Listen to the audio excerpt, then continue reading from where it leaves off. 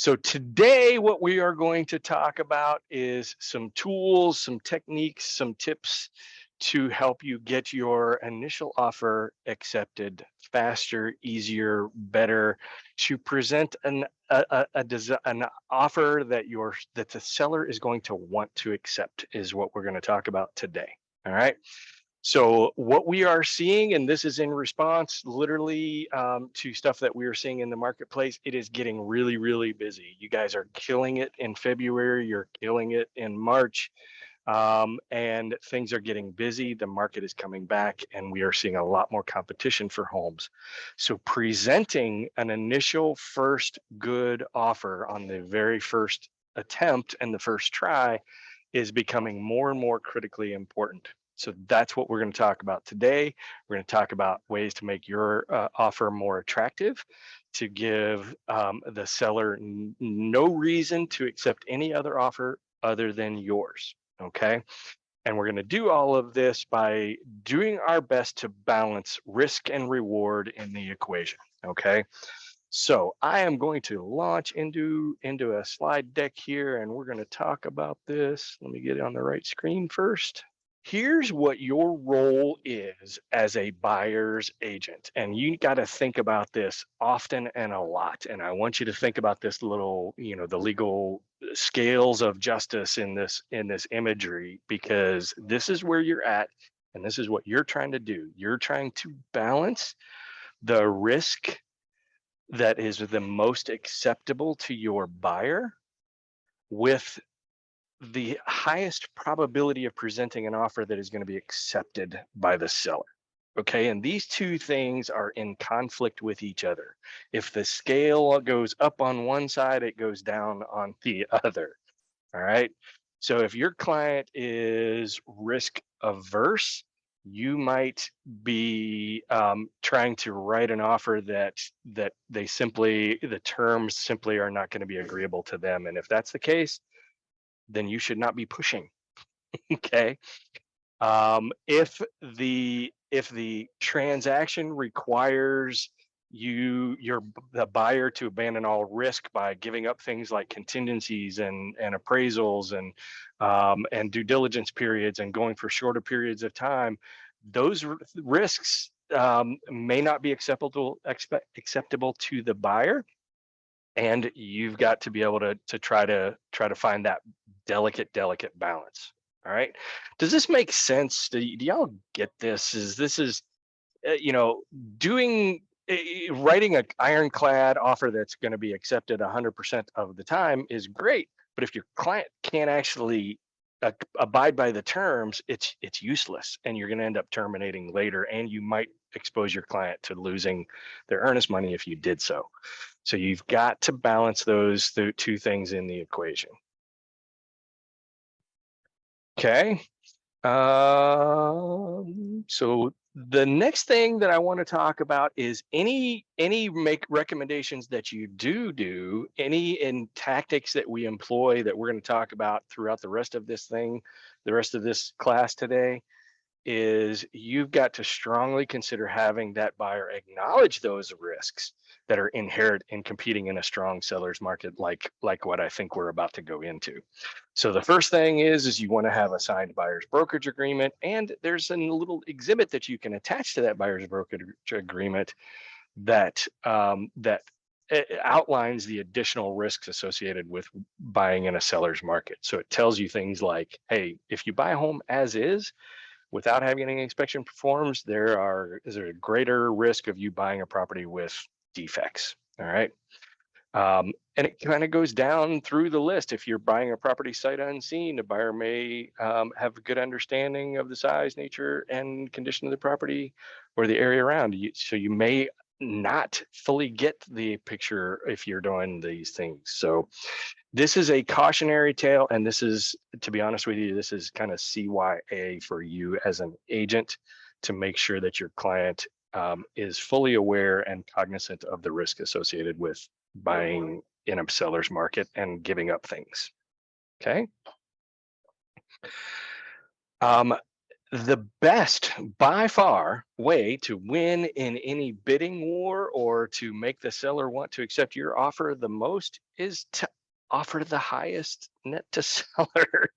So this is simple, but it is so very true. Is the one that nets them the most amount of money with the least amount of risk is generally going to be the winner. So one, offer the highest net to seller. That could be the highest sales price. It could also be the same sales price as everybody else is offering, but the lowest amount of seller paid closing cost or seller concessions, repairs, things like that. Okay, so that's why we say highest net to seller, because it may not necessarily be the highest sales price that is offered. You also have to take into consideration the concessions. All right. So you could also offer the highest amount of earnest money. So remember, 1% of the sales price is pretty much the standard that everybody would use for a typical transaction. So to convey what I would say is the average buyer's desire for the property, if they like that home on an average amount, I would say 1% would be where they would want to be. If your buyers are absolutely in love with this house and they're in the position to offer 2 or 3% earnest money, the higher amount of money you're going to risk, the more serious your offer is going to be taken into consideration. Okay. So one, offer the highest net to seller, offer the highest amount of earnest money, and the third and the best way, and another way, third best way is to offer short or no due diligence period if you can afford to do so. Okay, so the shorter amount of time that you're saying that you want to be able to inspect the property and have the right to change your mind for any reason at all or for no reason at all, the more serious your offer is going to be taken into consideration. Okay. But again, that comes with risks and you got to be cognizant of those. All right. Additional ways. Okay. So in addition to the shorter earnest money, you can do a shorter closing date. So offer them the ability to close earlier, or at least express flexibility on the closing date. Like when you're sending your email, if you're putting a closing date in there that's 30 days out, but you think that the lender, because they could get it done in 2, you could say, you know, this is for 30 days out, but we might be able to do it for less if the seller desires to do so. Okay. And of course, you never want to make these decisions in a vacuum because otherwise you're just going to write a contract that can't be executed in time. So you want to clear these things with your lender first. Make sure the lender is aware that you're trying to get a strategic advantage by doing a very short close date. Okay. And since we're talking about this, what is acceptable close dates? I know I'm gonna regret asking this question. But what is the average for a closing date for a typical finance transaction? Come on, everybody, blurt it out. Typically 30 days. 30 on average, 30 days, 30 maybe at the max, 45 days. Now Okay, I have a question if I can intervene here. bring it on, brother. I just put in an offer. A lot of, as you know, a lot of my clients are not your typical people. Yours are different. Yes. Mine are special. So we're in special programs. These programs average close are 45 to 60 days. Okay. Now, we are in a multiple offer situation. My client is very fortunate, has plenty of funds. Okay. So we did ask over and we put in the escalation clause. The only catch is the seller doesn't want to close in 45 days. How can I, work out something where, hey, we're actually the highest bid right now. So they will gross the most. We're not asking for closing costs, but because of this program, we're at a minimum of 45 days. You can't change the programs, brother, unfortunately. Um, How would you the only the seller? that you convey to the seller, you got a rock solid buyer. And maybe you can mitigate that risk by doing a higher amount of earnest money. Maybe you could do staged earnest money. So for the first 30 days, you're doing $5,000 of earnest money on, if you need that additional 15 more additional days, you might do some staged earnest money and do an additional earnest money amount at that point to incentivize the buyer or the seller to stick with you through the end of that program, essentially. I Is mean, there I a don't want to lose his earnest money. I mean, there's this guy is rock solid. I mean, he's at 770 credit score, plenty of funds. Um, it's just a risk with the program. yeah.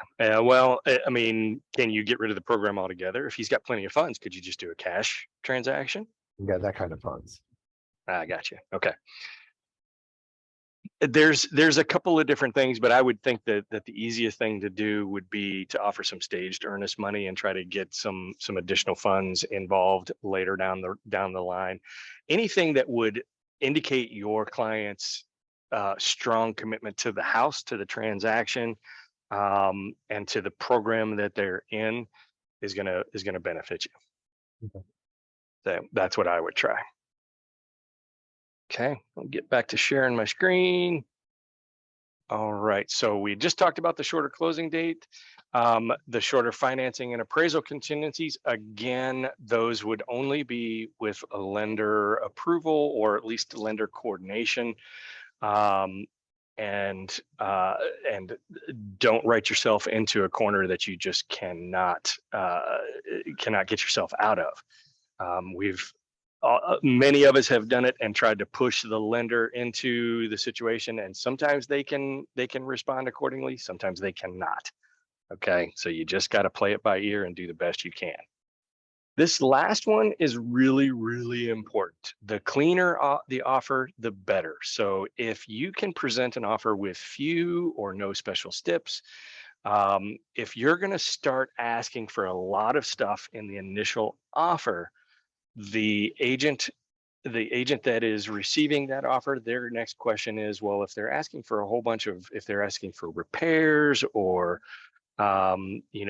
inspection reports or termite letters or all this kind of stuff in the initial offer, then what could they potentially be asking for when during the due diligence period?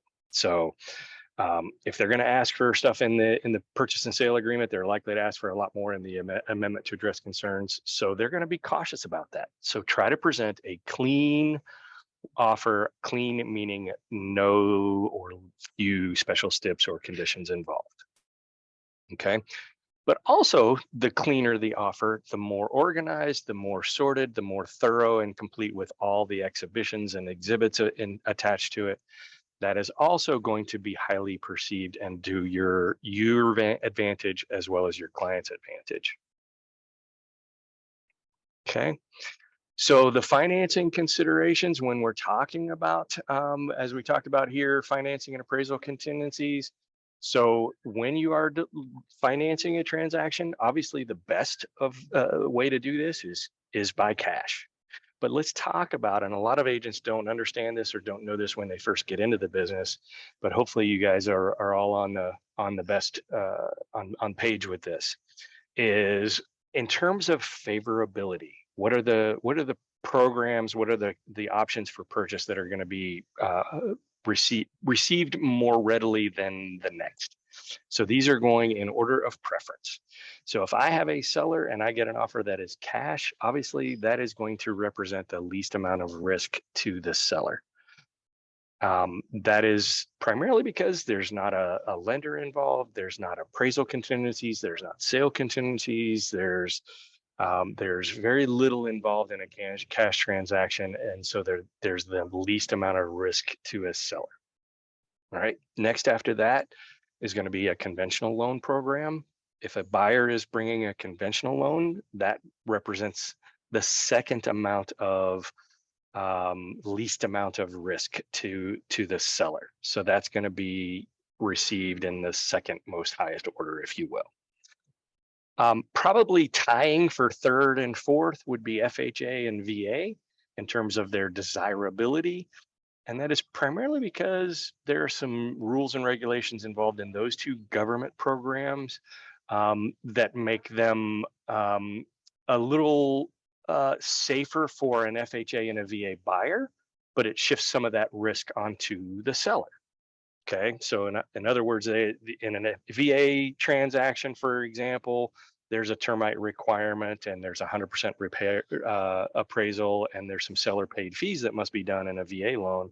So that means that the seller's going to receive a VA loan less favorably than they would a cash or a conventional, and that's understandable. So if you understand that, then you can write into your contract other terms that are going to be more favorable to the seller, because you've got to overcome some of these to be able to make yours equivalent to something that is more favorably received. Okay. USDA, these are primarily loan programs that are for rural and farm areas. To be honest with you, we don't see those very often. Those would be third in terms of desirability. Last but not least, and this is where Chris Romero is not going to want to hear this, but any programs with any type of down payment of program assistance, or special kind of lending programs for signature programs or tax ID loans, things like that. Those are going to be viewed as probably the least desirable from a seller's perspective. Any questions on that? Any feedback? Did everybody know that going into this? I hope so. Okay. All right. Next. So if you are preparing an offer and you want your offer to be competitive, then you got to take a look at that finance contingency exhibit and the pre-approval letter carefully, and look at things like the down payment. So if your client is doing a conventional loan and all they have to do is a 5% down payment on a conventional loan, but they're doing a 25% payment on a down payment on a conventional loan instead, then that conveys that they're a secure risk, that they're less risk to the seller, they're more financially secure, that they have that cash position, so they're going to be considered to be a little bit more desirable. Okay. Lastly, here's a great advocate, and I know I'm going to get an amen from my friend Tracy on this one, because she's been dealing with a buyer that used a loan program from a not well-known and a not local or preferred lender. She went with, or her client happened to go with, what was it, Tracy? Was it Rocket Depot or Loan Depot? Loan Depot. Loan Depot. And 3 or 4 days prior to the closing, they get all these additional considerations, loan approval conditions, paying off Amex cards, turning in paperwork that goes back years, dealing with a child support settlement, things that they never thought they would have had to done, but they're doing them and rushing to get it all done 2 or 3 days prior to the closing. That is unfortunately fairly typical of your large mega banks and lenders and out-of-state lenders. So presenting an offer with one of those versus somebody like our own Greg Janicki with First Community Mortgage is always going to be more favorably received. Does that make sense? All right. So then we can talk about, and Chris had already mentioned this, the escalation clause is another way to make your offer more attractive, but at the same time, kind of balancing out the risk of you overbidding on behalf of the buyer. So the escalation clause is just that. It is an offer that says, here is my offer. but I will escalate that offer above and beyond the next best offer that you've got to a certain extent, and it puts a cap on it. Okay, so let me actually just go ahead and read it, and this is the language straight from um, Docs Plus. The special steps for the escalation clause: in the event of multiple offers, buyer agrees to increase the purchase price by more than X dollars, and usually I would say probably $1,000 over any other offer presented to the seller with comparable terms and conditions. So as long as the offer is the other offer and is an arm's length transaction and is presented to buyer on or before the deadline date. In no event shall the buyer pay more than, and this would be where you would cap. So if the home is listed for 250 and you offer 255, but with a cap up to 265, then there is no way your client, the buyer, will ever pay more than that 265. Okay. And you can continue to read the language. It does require that the other offer that is triggering your escalation clause be verified by turning that in. Okay, so in other words, the seller will share that with you.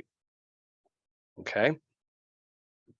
Any questions on this? I know you said, Chris, you used this one this weekend, right? Yep. And did you get anything back yet? No. Well, yes. Okay, The guy called me and he said, okay, right now we're the highest. Um, Plus we're willing to go I got you. 10,000 above. This question was my 45 days. Ah, gotcha. Okay, makes sense. So the biggest concern with, as I said, as I've gone through this, is the escalation clause is a great way to make sure that your client isn't overbidding. But at the same time, there is a risk, and this is where you need to be very comfortable. Even though you've used an escalation clause, the danger in it is the house still has to go through the appraisal process if you've included an appraisal contingency. Okay, so even though you've gone above and beyond, the home still has to appraise. So keep that in mind. If you're concerned about whether or not the home will appraise, escalation clause may not be the best and safest bet for you here. All right. An additional way, and I haven't seen this for a while, but I have a feeling this might be coming back. And by the way, I'm not advocating that we use carte blanche all of these. This is a graduated response. All right. You can offer appraisal gap coverage, and this was getting very, very prevalent when values of homes were way over market value. But what that is basically saying that in the event that the property does not appraise, then the buyer is willing to contribute some portion of their own cash above and beyond the appraised value to still close on the house. Okay. This language should be read very, very carefully and make sure it is understood very carefully before you utilize it in a contract. Any questions on the appraisal gap? I covered that very, very quickly because we're running out of time, but I know it's a difficult concept for some to understand. Everybody good? Okay, stand by.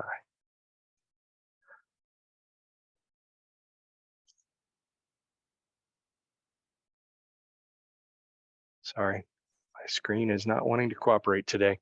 Here we go. All right. So next, there are also a number of other special steps that are available. They are all under the heading of seller's market on the C21 clause library, but they deal with having the appraisal below the purchase price with an automatic price adjustment. Buyer agrees to pay additional cash to seller at the closing. So that's an additional one that is not just um, it's basically putting money at the closing table to be used for things like expenses. That's a really well worded one that allows you to basically not include the money as a sales price, but also include it in things like to cover things like moving expenses, closing costs, those kind of things. taxes. It's a great little special step that could be used in there.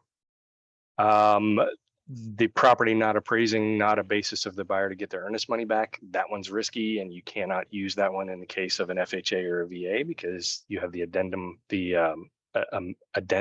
a mandatory clause involved in both of those.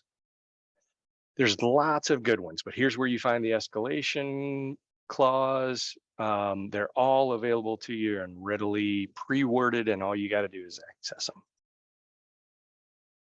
Okay, another advanced technique to make the seller want to accept your offer, maybe instead of using a full-blown due diligence period, instead of a due diligence period, you might want to consider using this instead, using the exhibit with a property sold with a right to request repairs. Okay, so let's talk about this. What is the difference between due diligence and using an exhibit with a property sold as a right to request repairs? Anybody want to take a stab at it and guess?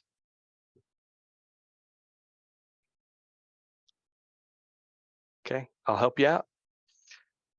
Due diligence period, when you put a due diligence period in, the buyer can cancel the contract for any reason at all or for no reason at all. They don't even have to have a reason. You don't have to explain the reason. Remember? So the analogy I love to use is the dead grandmother's cat. Your client falls in love with the house. They go back during the inspection, and suddenly the spouse is very attuned to the mystical world, and she discovers that this house is inhabited by the ghost of her dead grandmother's cat. She could say no, terminate the contract, get her earnest money back, and during the due diligence period with no question whatsoever. Okay, because she can cancel the contract for any reason or for no reason. When you use a property sold with a right to request repairs, you're essentially saying, I will only terminate this contract if we cannot come to an agreement on repairs to be done to the home. So in other words, it takes the no reason at all out of the equation, and it says that the only reason that I will cancel this contract is if there is a structural or a significant issue to the home and you and I cannot come to an agreement on those repairs. That seems to remove some risk from the seller. So that's going to make them more inclined to accept your offer versus somebody else's. Does that all jive with everybody? Okay. And it's a simple document. It's a simple exhibit to include, and it looks exactly what you see here. Okay. And it is a GAR F273 property sold with right to request repairs.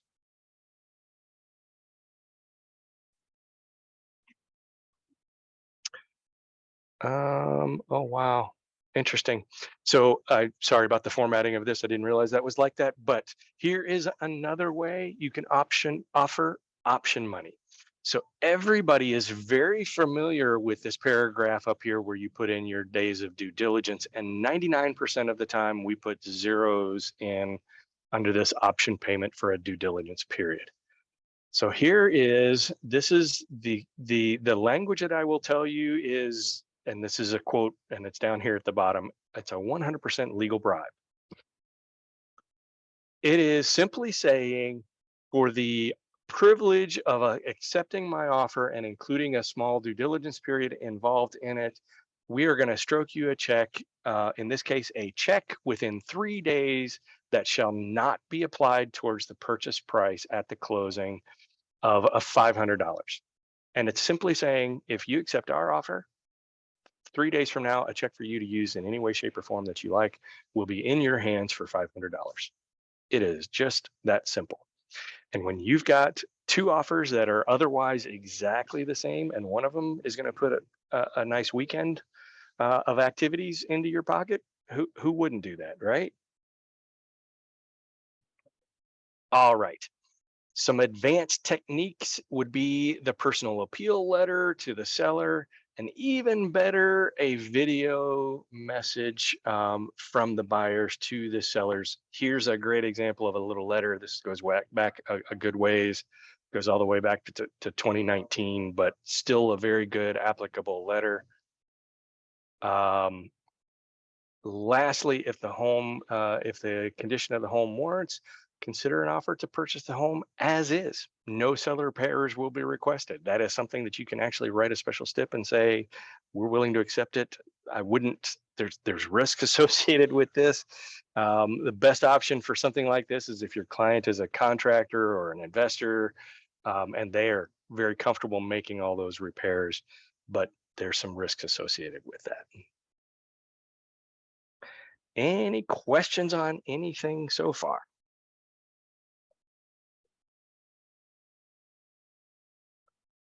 That goes through my entire slide deck. I was going to show you a quick video of an appeal letter, but we're 2 minutes over, so I'll skip that. But if anybody has any interest, I'll be happy to show you an example of a little video that one of my clients did that we sent along with an offer that won them the contract on that particular house. There's some great little samples that you can do. And then we literally did that out in front of the house that they were interested in buying with it in the background. It was a really cool little thing. And it's very effective. Any questions, comments, input? Some good information today. Hope so. All right, everybody. Thank you for your time today.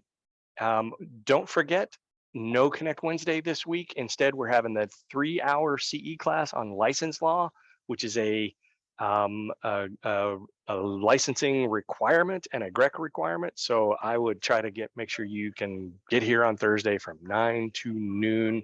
Sign up sheet is on Workplace. Okay. Thanks, everybody. Have a great day.